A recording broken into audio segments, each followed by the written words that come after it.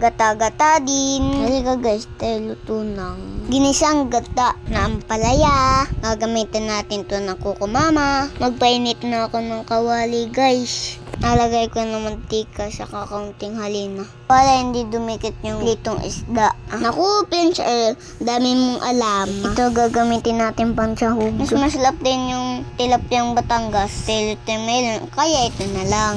Magsisimula na ako mag-isa. Binawasan ko niya ng mantika. Mas gusto ko nauna yung luya. Kasunod naman yung sibuyas. Yaman.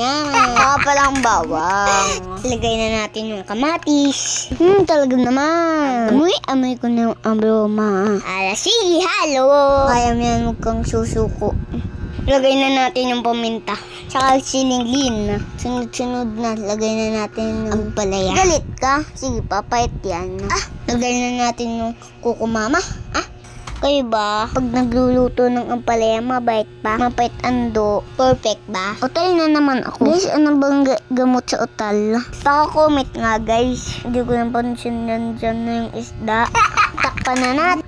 Hintayin natin kumulo. Bayo na nga, nasa loob yung kulo. Oops, hindi ikaw. Napakaseryoso mo guys. Tikman ko na nga at amoy na bango. Ipa natin at painit. Baka tayo mapasok sa dila. Masarap! Sarap nito.